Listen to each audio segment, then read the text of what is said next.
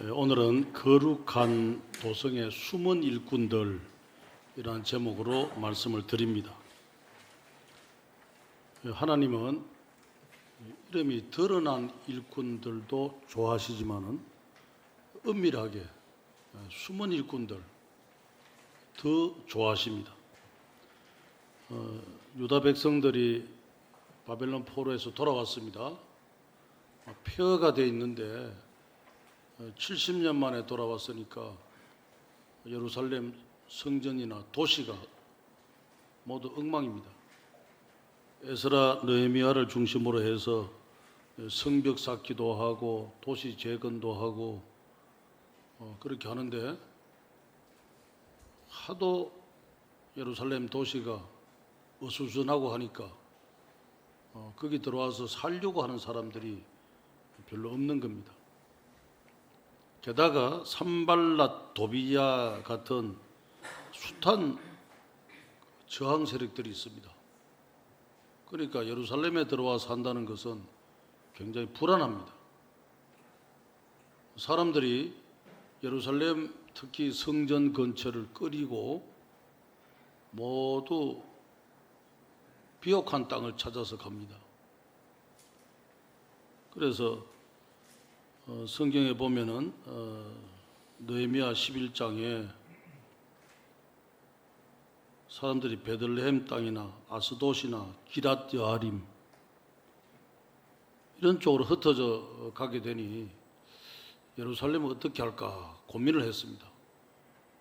그래서 느헤미야 11장 1절, 2절, 3절에 보면 제비를 뽑아요.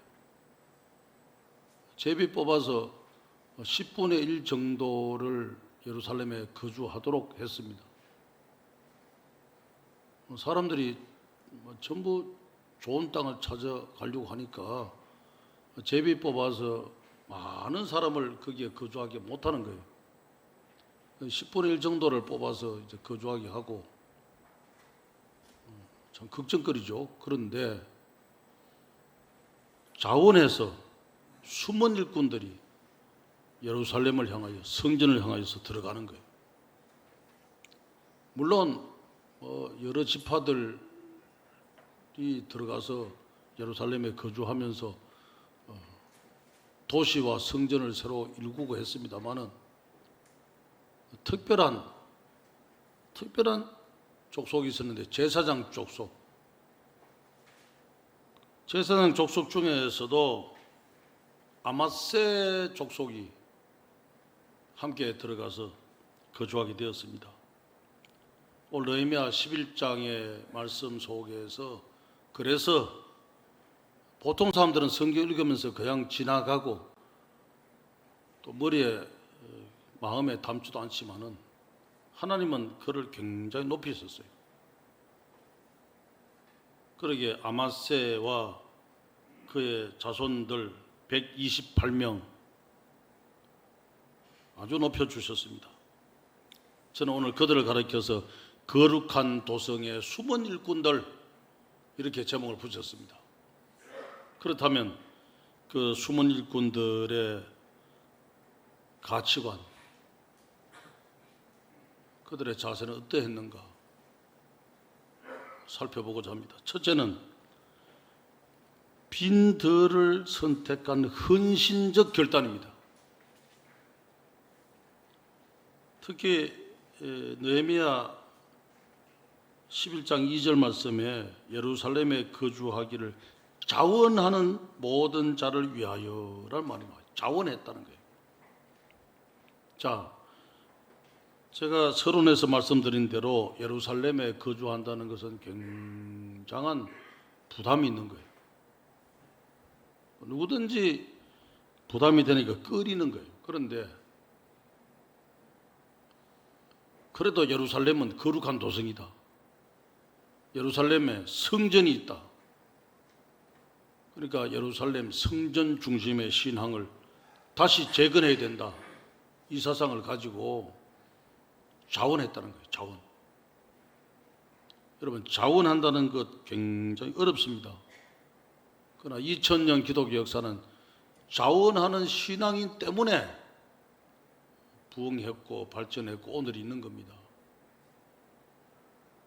자, 여기 느헤미야 11장 2절에 자원한다는 단어가 히브리어로 나다브란다. 나다브.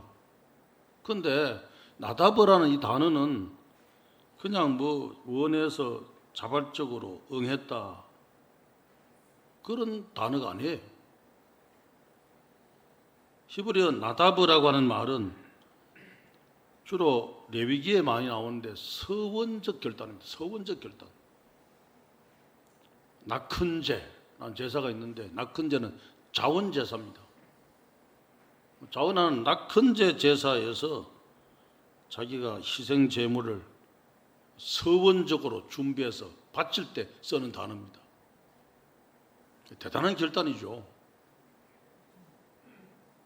자, 이러한 그 자원했다는 나다브라는 단어가 느헤미야 11장에 나왔다는 것은 오늘날 우리도 신앙생활에 있어서 이러한 자원하는 신앙이 필요하다는 거예요. 우리 모두 모든 면에 자원하는 나다브의 신앙을 가져야 한다는 겁니다. 우리 모두 나다브의 신앙을 신앙의 가치로 우리 신앙의 표준으로 삼을 수 있는 능력을 간직할 수 있기를 바랍니다. 하나님의 나라는 억지로나 형식적으로 하는 것이 아니라 이 자원하는 나다브 신앙 때문에 이런 헌신자 때문에 이런 희생 때문에 하나님 나라가 확장되어 나가는 겁니다. 나다브라는 단어가 출애굽기에도 나옵니다. 모세가 광야에서 성막을 지을 때입니다. 그럼 광야에서 성막 짓는다고 하면은 그 자재가 굉장히 구하기 힘들죠. 또 성막에서 필요한 자재를 준비하려고 하면은 물질도 많이 들어가는 겁니다. 그런데 전부 광야에 나와서 텐트 생활을 하게 되니 자원을 모으기가 힘듭니다. 그런데 모세가 광야 성막 지을 때 물은 마음에 슬기로운 모든 사람에게 명하여 여호와께 드릴 것을 자원하여 가져오게 하고 그랬어요. 이 자원한다는 말이 여기서 또 나왔습니다. 그러기에 광야 때에나 바벨론 포로 이후에나 또는 신약에 항상 이 자원하는 사람들로 하여금 복음이 널리 전파되게 되고 또 하나님의 나라가 크게 건설되게 되었습니다. 사도 바울이 로마서에 보면 전도할 때에 브리스길라 아굴라가 나왔습니다. 바울이 물질도 없고 생명의 위협도 느끼고 힘든 때예요. 그런데 이들이 자원하여 자신들의 목이라도 내줄 정도로 바울을 위해서 많은 것을 도왔다 했습니다. 특히 사도 바울이 감옥에 들어갔을 때입니다. 에바브로디도 빌립보 2장 25절에 보면은 자원해서 감옥에 들어가 수발드는 거예요. 자신들이 죽을 병에 걸리면서까지라도 충성을 다 바쳤습니다.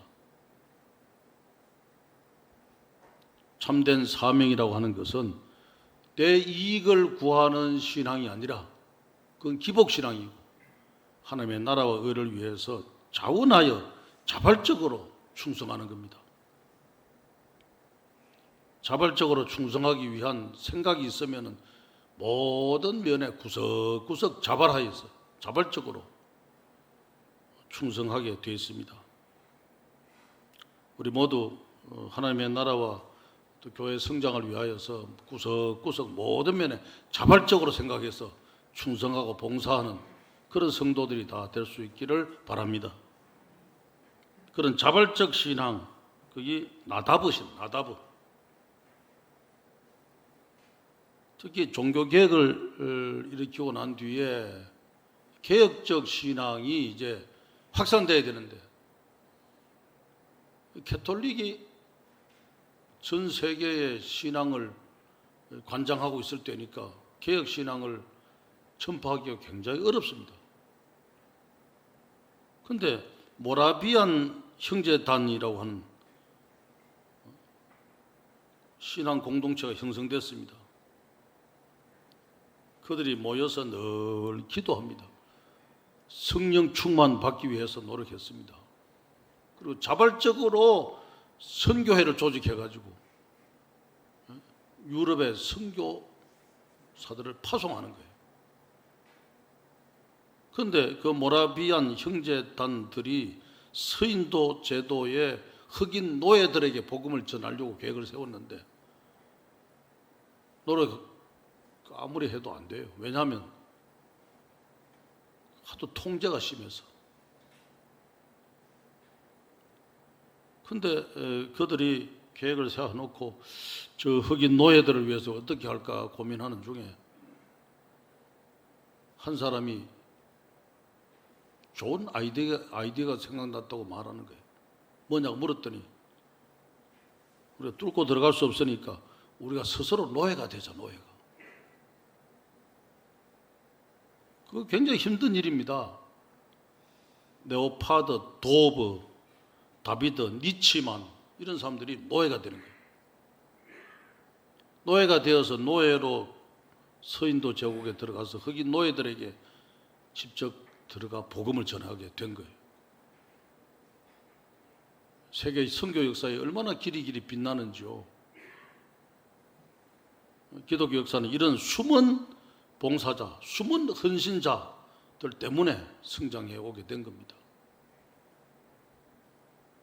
우리 경동노회도 이제 90주년인데 10월 달에 90주년 기념 예배도 드리고 음악회도 하고 행사를 해요. 그때 모여서 우리가 회의할 때에 90년의 역사를 놓고서 노예 발전에 기여한 사람들이 누구인가 찾아. 그런데 이름도 빛도 없이 충성한 사람들이 많이 있어요. 김원순 장로님이라고 계시는데 그분은 목사님들이 그때만 해도 이제 은퇴하고 난 뒤에 너무 어렵게 사니까 저 항호동에 자기 집이 굉장히 넓어요. 15칸 아래채가 있었어요. 본체가 있고 15칸 아래채가 있는데 그 집을 경동노회 은퇴 목사님들 노 생활을 위해서 써달라고 바쳤습니다. 그래서 거기에 이제 세를 받아가지고 은퇴 목사님들에게 생활비로 지원했는데 그 김원순 장로님이 어느 교회 장로님이신지를 큰 교회부터 쭉 시내 교회에 다 물어보고 찾아봐도 몰라요. 지금까지 못 찾았어요. 노예 건물에 까만 돌에 이름을 새길 때 제가 그냥 새겼어요. 기록에 있으니까. 그 보면은 정말 기독교 역사는 이름도 빛도 없이 뜻을 가지고 충성한 사람들로 하여금 성장하고 발전한 거예요. 이게 바로 오늘 말씀에 나오는 나다브 신앙이에요. 자원하는 신앙. 오늘 우리가 나다브 신앙을 생활 구석구석이 또 교회에 충성하면서 가지므로 나의 나다브 때문에 교회가 부흥하고 기독교 역사가 하나님 나라가 널리 증거되는 축복이 일어날 수 있기를 바랍니다. 둘째는 잡힌 바 된 신앙이에요. 잡힌 바 된 신앙.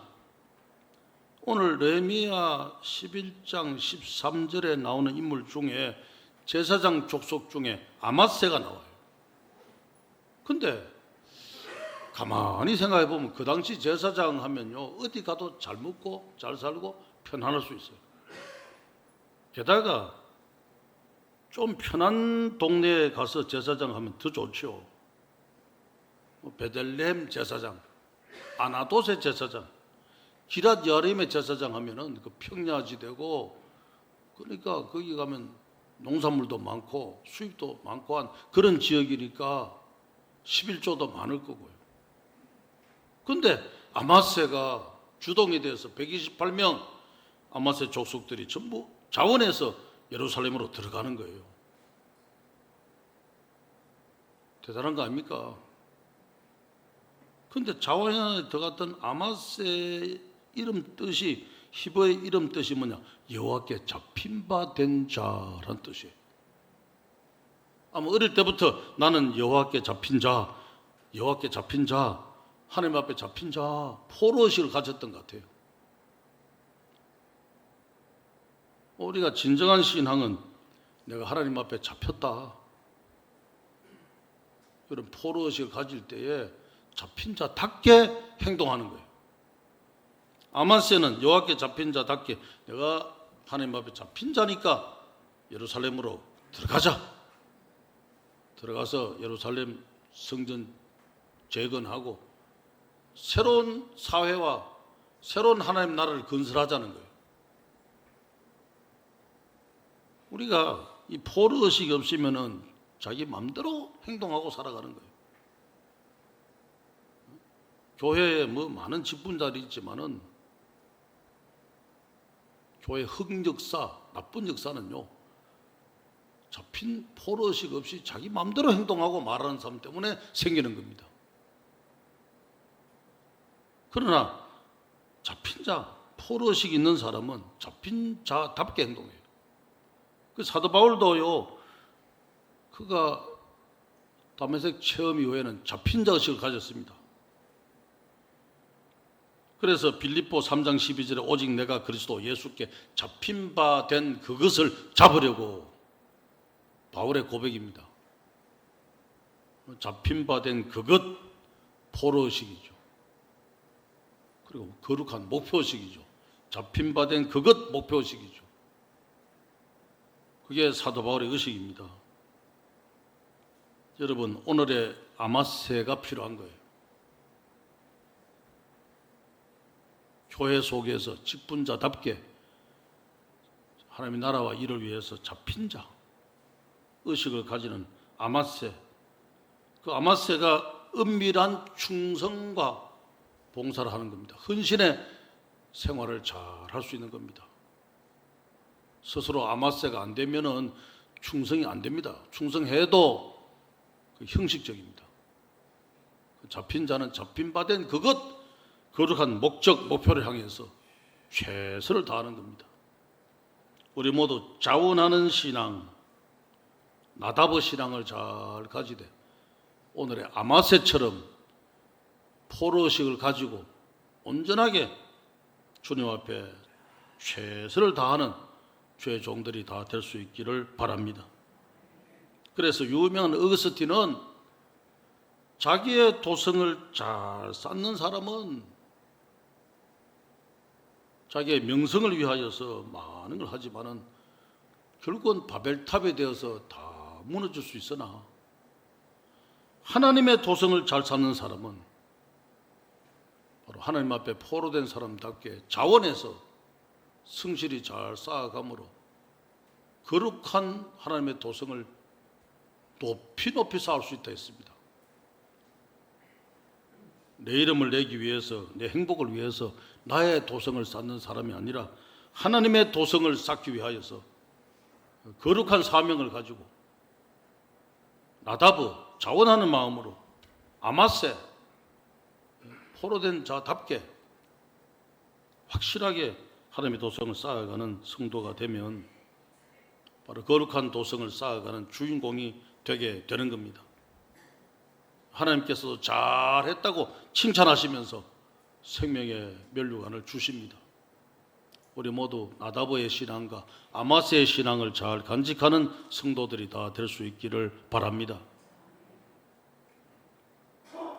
초대교회 역사 속에 보면 이 포로의식을 너무나 잘 가지고 신앙을 잘 간직한 사람들이 많습니다. 초대교회에 특히 로마에 가면 로마 인근에 카타콤이 있어요. 지하 땅굴이죠. 그 카타콤 들어가면 입구가 미로처럼 돼서 잘 안 보입니다. 하나님이 예비하신 곳이에요. 근데 속에 이렇게 찾아 들어가면은 길이요, 아주 반듯한 길이 쫙 나 있습니다. 땅 속에 이제 전부 강한 돌로 돼 있는 산인데 그 길을 중심으로 길이 나게 한 것, 길을 중심으로 모래 토질로 길이 돼 있던 것 같아요. 기적이죠. 어떻게 그렇게 사람들이 설계해서 만들라 해도 안 되죠. 근데 가서 사사사사 파면요 전부 길이에요. 그 길이요 수십 킬로입니다. 잘못 들어가면 나오지를 못해요. 그래서 관광객들 위해서 이렇게 철조망을 쳐놨죠. 못 들어가도록. 입구만 들어갔다 나오죠. 근데 그 속에 수많은 그리스도인들이 들어가 사는 거예요. 땅굴 속에. 박해 시대에 박해를 피해서 자유죠. 신앙을 배신하고 밖에 살 수 있지만은 신앙을 지키는 거예요. 포로식이죠. 나는 잡힌 바 된 그리스도의 사람이다. 포로식을 가지고 스스로 들어가 살아요. 그리고 나와서 자기들끼리 사인이 물고기입니다. 물고기 익스두스, 예수 그리스도는 하나님의 아들 구주라는 그 첫 글자를 합치면 물고기가 되니까 머리 좋게 물고기를 이렇게 손바닥에 또는 이렇게 어디에 문신을 새겨놓고요. 끼리 만나면 슬쩍 보여주면은 카타콤 사람들이다. 자기들끼리 알아요. 그러면서 그 지하 땅굴 속에서 신앙을 지켰던 거예요. 오늘 우리가 그러한 자의식이 필요한데 내 스스로 아마세 포로된 자, 붙잡힌 자, 하나님의 사람 그것을 가지고 자부심을 가지고 살아가야 되는 겁니다. 그렇게 하면 거룩한 도성의 숨은 일꾼으로 충성할 수 있는 겁니다. 우리 모두 아마세 신앙, 나다보 신앙을 생활 속에 실천할 수 있기를 바랍니다. 셋째는 오늘 느헤미야 11장 14절에 이들을 가리켜서 그들의 형제의 큰 용사들이니 모두 128명이라 그랬습니다. 큰 용사라 했습니다. 큰 용사. 자, 하나님 보시기에 하나님의 사람들을 용사로 성경을 표현하는데 이왕이면은 하나님 보시기에 인정받는 큰 용사가 되어야 돼요.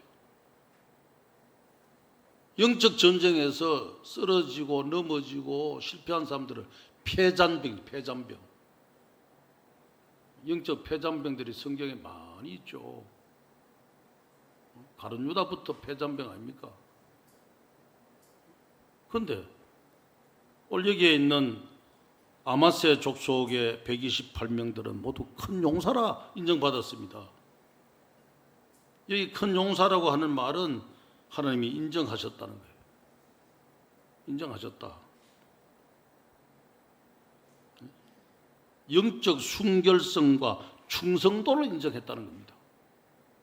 우리 평생 예수 믿고 살아가는데 하나님 앞에 갈 때에 그래 너와 너의 온 가족은 특히 교회 함께한 모든 성도들은 큰 용사라, 큰 용사다. 그렇게 인정받는 축복이 일어나야 되는 겁니다. 영적 폐잔병이 아니라 영적 큰 용사로 하나님 앞에 인정받을 수 있도록 우리 모두 아마세 자손의 후손처럼 되는 축복이 저와 여러분 가운데 나타날 수 있기를 바랍니다. 그런데 아마세 혼자 큰 용사가 아닌 거예요. 그 모든 가문의 족속들 128명 모두가 큰 용사예요. 나 혼자 예수 잘 믿고 나 혼자 직분 가지고 나 혼자 새벽기도 하고 나 혼자 교회 충성하고 봉사하고 헌금하고 하는 신앙이 아니라 나와 우리의 모든 가족들 우리 모든 가문의 모든 사람들이 함께 통째로 큰 용사라고 인정받는 축복이 일어나야 되는 거예요. 그게 아마세 가문의 축복이에요. 나 혼자 큰 용사가 아니라 우리 가족과 가문이 모두가 인정받는 큰 용사들이 다 될 수 있기를 바랍니다. 바울이 디모데에게 말했습니다. 디모데후서 2장 3절에 너는 그리스도 예수의 좋은 병사로 나와 함께 고난을 받으라. 디모데는 큰 용사였어요. 결론적으로 기독교 역사 속에 마르틴 루터, 칼빈, 저임걸리, 종교개혁자 할 것 없이 모두 다 역사 속에 큰 용사들이었어요. 모두 자원하는 신앙들, 자원하는 신앙들이에요. 나다브, 그리고 하나님 앞에 붙잡힌 사람 아마세, 사명을 잘 감당했습니다. 오늘 느헤미야 11장은 그 당시에 자원하는 신앙, 나다브 신앙, 아마세 포로된 자로서의 신앙, 그러면서 은밀하게 자원하는 예루살렘과 성전을 위한 신앙인으로서 큰 용사로 인정받은 사람들의 명단이 나와 있는 겁니다. 하늘 생명책에 우리도 이들처럼 기록될 수 있도록 나다브 신앙, 아마세 신앙, 큰 용사의 신앙을 다 함께 가질 수 있기를 바랍니다.